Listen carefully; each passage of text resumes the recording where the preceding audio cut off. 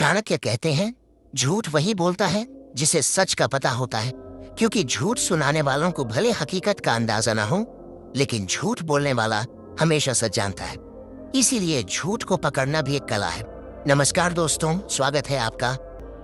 आज का ये वीडियो बेहद खास है, क्योंकि आज हम एक ऐसी कला सीखने जा रहे हैं जो जीवन में हर कदम पर आपके काम आएगी। झूठ को पकड़ने की कला। और इस कला को सीखना हर उस व्यक्ति के लिए जरूरी है जो अपने जीवन को सच के रास्ते पर ले जाना चाहता है। इस वीडियो में हम जानेंगे कि कैसे आप झूठ को आसानी से पकड़ सकते हैं, किन संकेतों पर ध्यान देना चाहिए और किन सावधानियों को बरतना चाहिए। लेकिन उससे पहले मैं आपको एक कहानी सुनाता हूं जो चाणक्य और उनके शिष्य चंद्रगुप्त की है। ये कहानी आपको न केवल प्रेरित करेगी, बल्कि यह भी सिखाएगी कि कैसे चाणक्य ने अपने तीक्ष्ण बुद्धि और अवलोकन से झूठ को पल भर में पकड़ लिया।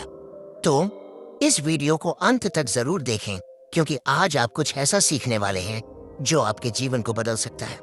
चलिए शुरू करते हैं। एक दिन चंद्रगुप्त अपने गुरु चाणक्य के पास आए।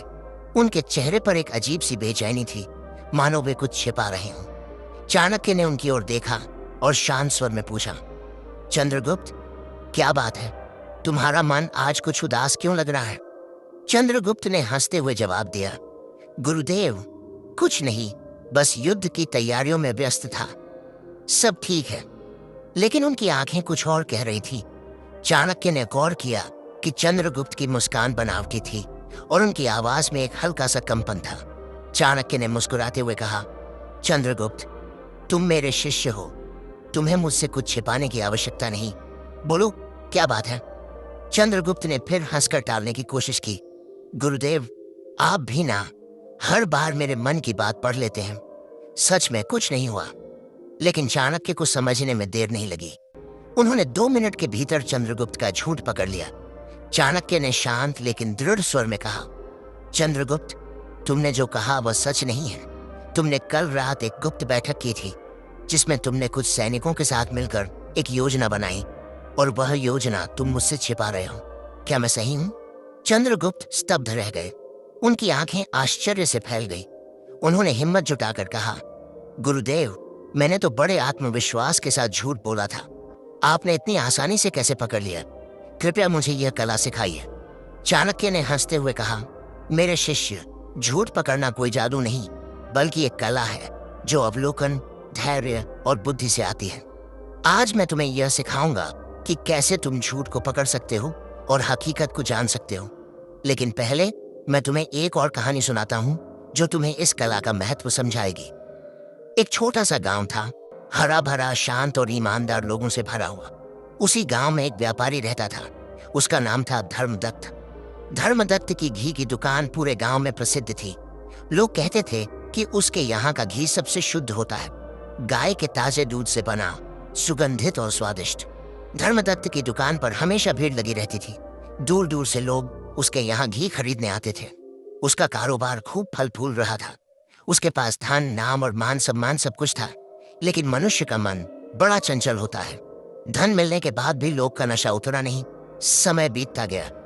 धीरे धीरे धर्मदत्त के मन में लोभ जाग उठा। उसे लगने लगा कि यदि वह घी में थोड़ा सस्ता तेल मिलाए तो उसे अधिक मुनाफा होगा। उसकी दुकान तो वैसे भी प्रसिद्ध थी, कोई शक नहीं करेगा। पहली बार उसने बहुत डरते डरते यह काम किया। उसे उम्मीद नहीं थी कि लोग इस बात को समझ पाएंगे। लेकिन आश्चर्य, उस दिन भी उसकी सारी घी बिक गई। न किसी ने घी की गंध पर शक किया, न रंग पर। यह देखकर उसका विश्वास बढ़ गया। अब वह हर रोज घी में तेल मिलाने लगा। लागत घटी, मुनाफा बढ़ा। उसका बही खाता सोने जैसा चमक उठा। उसने नया मकान बनवाया, दुकान और भी बड़ी कर ली, गांव के मंदिर में दान देना शुरू कर दिया ताकि लोग उसे धर्मात्मा समझें। लेकिन एक बात उसने नहीं समझी, सच्चाई कितनी भी छुपाई जाए, एक दिन सामने आ ही जाती है। गांव के कुछ बुजुर्गों ने धीरे धीरे घी की गंध और स्वाद में फर्क महसूस किया। बच्चों को घी खाने के बाद पेट दर्द होने लगा। कुछ गृहिणियां बोली, पहले जैसा स्वाद नहीं रहा। लेकिन कोई साहस कर उसकी शिकायत करने न गया, क्योंकि धर्मदत्त अब बड़ा आदमी बन गया था। पर गांव में एक साधु आया। वह दूर दूर से यात्राएं करता था। जहां भी जाता वहां के मंदिर में रुकता और लोगों के मन की बातें सुनता। जब वह इस गांव पहुंचा तो उसने भी धर्मदत्त की दुकान से घी खरीदा। घी सूंघा, उंगलियों पर घिसा और एक हल्की मुस्कान उसके चेहरे पर आई।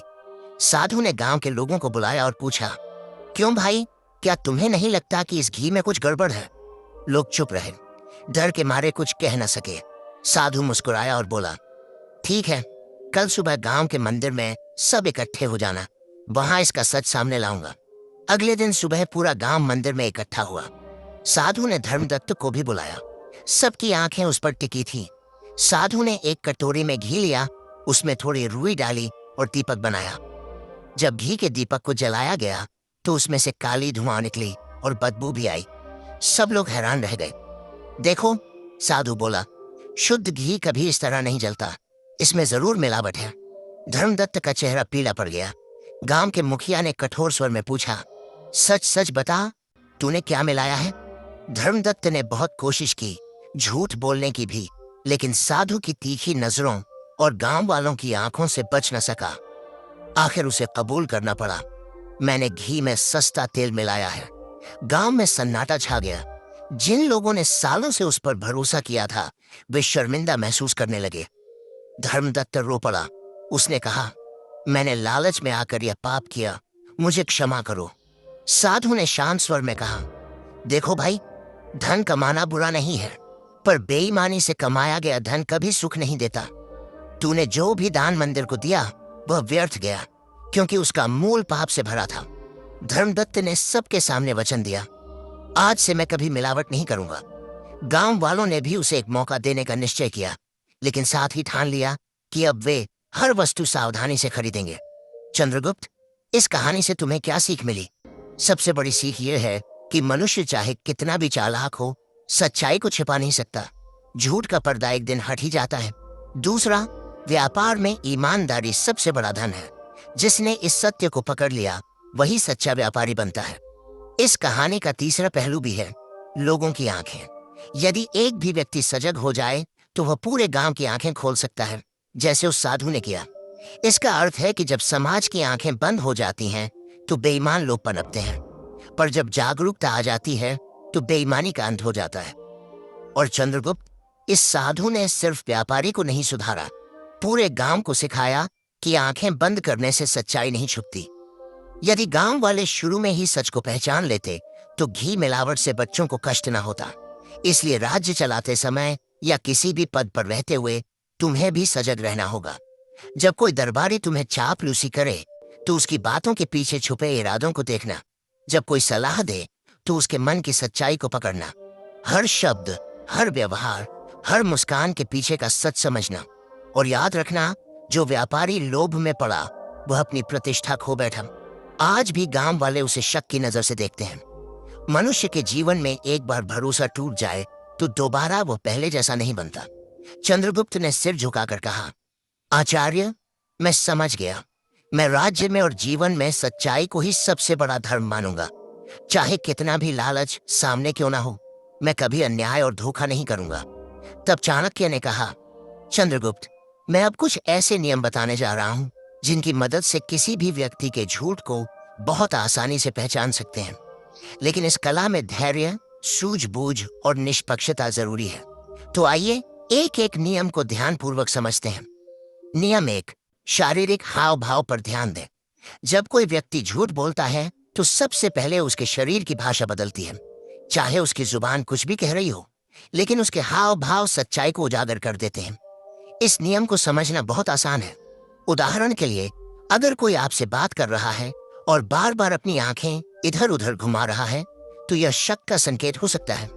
सामान्यतः जो व्यक्ति सच बोलता है वह सामने वाले की आंखों में निडरता से देखता है, लेकिन जो झूठ बोल रहा होता है वह सामने नजरें मिलाने से बचता है या बार बार नीचे देखता है। कई बार लोग अपने मुंह या नाक को बार बार छूते हैं। ये संकेत है कि वे तनाव में हैं। जब दिमाग झूठ करता है तो शरीर तनाव महसूस करता है और हाथ अनायास ही मुंह, नाक या गर्दन की ओर बढ़ते हैं। इसके अलावा पैरों की हरकत भी बहुत कुछ कहती है। झूठ बोलने वाला व्यक्ति बार बार पैर हिलाता है, कुर्सी पर असहज होकर बैठता है या बार बार पोजीशन बदलता है। ये सारी हरकतें उसके अंदर चल रही घबराहट का परिणाम होती हैं। नियम 2, आवाज के उतार चढ़ाव को समझें। दूसरा महत्वपूर्ण नियम है व्यक्ति की आवाज पर ध्यान देना। जब भी कोई इंसान झूठ बोलता है तो उसकी आवाज में हल्का सा फर्क आ जाता है, चाहे वह इस बात को खुद भी न समझे। उदाहरण के लिए, अगर कोई व्यक्ति सामान्य बातचीत में धीमी आवाज में बात करता है, लेकिन किसी खास प्रश्न पर अचानक उसकी आवाज तेज या कर्कश हो जाए, तो यह संकेत हो सकता है कि वह उस सवाल से असहज है। इसी तरह यदि उसकी आवाज में अचानक रुकावट आने लगे, जैसे मतलब, तो यह भी झूठ बोलने का लक्षण है। कभी कभी झूठ बोलने वाला अपनी बात को बार बार दोहराता है ताकि सामने वाले को विश्वास दिला सके। वह कह सकता है, नहीं नहीं, मैं तो वहां था ही नहीं, सच में नहीं था। इस दोहराव से पता चलता है कि वह अपने झूठ को खुद भी पक्का करने की कोशिश कर रहा है। एक और बात, आवाज का कंपन। घबराया हुआ झूठा व्यक्ति चाह कर भी अपनी आवाज को पूरी तरह स्थिर नहीं रख पाता। उसकी आवाज में नमी, हल्की कांप या तेजी आ जाती है। यह कंपन एक अनुभवी श्रोता तुरंत पकड़ सकता है, परंतु यहाँ भी सावधानी जरूरी है। कुछ लोग मंच पर बोलते समय या जब वे किसी अनजान व्यक्ति से बात कर रहे होते हैं, तब भी घबराहट के कारण ऐसे संकेत देते हैं। इसलिए केवल आवाज के आधार पर निष्कर्ष न निकालें। उसके चेहरे के हाव भाव, आंखों की गति और शारीरिक स्थिति को भी साथ में परखें। नियम 3, कहानी में विरोधाभास खोज। जब कोई व्यक्ति झूठ बोलता है तो उसकी बातों में विरोधाभास होना स्वाभाविक है। सच केवल एक होता है, इसलिए जो व्यक्ति सच्चाई बोलता है उसकी कहानी हमेशा एक जैसी होती है, लेकिन जो झूठ बोलता है उसे अपनी बातों को बार बार बनाना पड़ता है और इस चक्कर में कहीं ना कहीं वह गड़बड़ कर बैठता है। उदाहरण के लिए मान लीजिए, कोई कहता है कि मैं कल पूरे दिन घर पर था, लेकिन थोड़ी देर बाद कहता है कि मैं दोस्त से मिलने बाजार गया था। यह विरोधाभास है। दोनों बातें एक साथ सच नहीं हो सकती। ऐसे ही लोग अपनी बातें बदलते रहते हैं और झूठ की परतें खुलती जाती हैं। यदि आप शांति से, धैर्य के साथ उसके पहले और बाद के जवाबों को जोड़ेंगे तो आपको ये अंतर दिखने लगेंगे। खास तौर से तब जब आप उससे अलग अलग तरीके से एक ही बात पूछें। कई बार वही सवाल दोबारा पूछने पर उसका जवाब बदल जाता है। यह भी झूठ का संकेत है। सावधानी रखें, कभी कभी इंसान सच में भी भूल सकता है, इसलिए इस नियम के साथ साथ दूसरे नियमों का भी ध्यान रखें। नियम 4, भावनाओं की गहराई को परखें। जो व्यक्ति झूठ बोलता है उसकी भावनाएं भी अक्सर बनावटी होती हैं।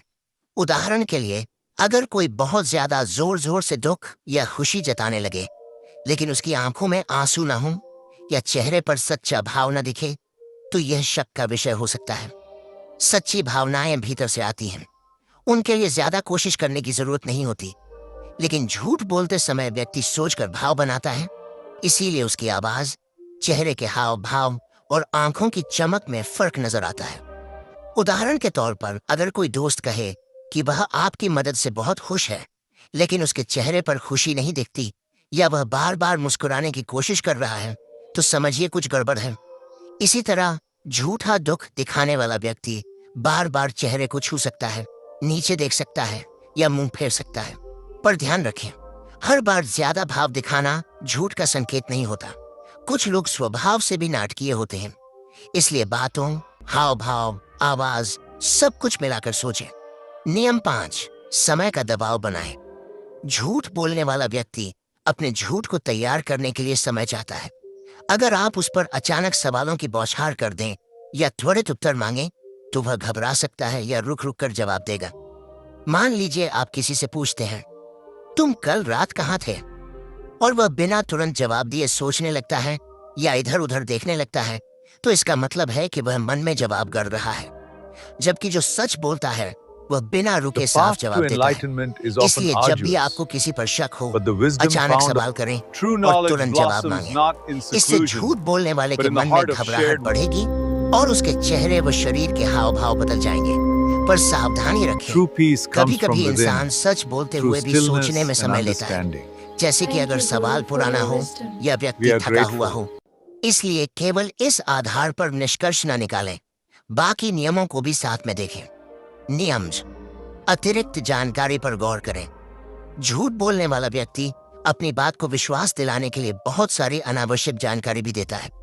वह छोटी छोटी बातें बताने लगता है जो असल सवाल से जुड़ी नहीं होती। उदाहरण के लिए, अगर आप किसी से पूछें, तुम कल कहाँ थे, और वह बोले, मैं मार्केट गया था, वहां एक लाल गाड़ी दिखी, फिर अचानक बारिश भी आ गई, तभी मुझे दोस्त मिला। तो यह जरूरत से ज्यादा विस्तार है। सच बोलने वाला सीधा जवाब देगा, मार्केट गया था, बस। ये झूठा व्यक्ति अपनी बात में इतना लच्छेदार मसाला भर देता है कि सुनने वाला उलझ जाए और असली सवाल भूल जाए। यह भी झूठ का संकेत हो सकता है, लेकिन सावधानी यहाँ भी जरूरी है। कुछ लोग स्वभाव से विस्तार में बात करते हैं, इसलिए इस आदत को पहले समझें। जब किसी विशेष विषय पर उसकी बात असामान्य लंबी हो जाए, तब सतर्क हो जाए। नियम 7, अपनी प्रवृत्ति पर भरोसा करें। हम सब के अंदर एक स्वाभाविक अनुभूति होती है, जिसे अंतर्मन या गट फीलिंग कहते हैं। जब भी कोई झूठ बोलता है तो मन के अंदर से हल्की सी आवाज आती है कि यह बात कुछ ठीक नहीं लगती। इस प्रवृत्ति को नजरअंदाज न करें। अगर कोई आपकी आंखों में देखकर भी बोले और कहे कि मैं सच बोल रहा हूं, लेकिन आपके मन में संदेह उठे, तो इस भावना पर ध्यान दें। आपका अवचेतन मन व्यक्ति के चेहरे, हाव भाव, शब्दों और परिस्थिति से मिले सभी संकेतों को एक साथ जोड़कर यह इशारा देता है। अगर आप इन 7 नियमों को लगातार अपने जीवन में आजमाते रहेंगे, तो कुछ ही समय में आप भी असली और नकली बातों में फर्क पहचानना सीख जाएंगे।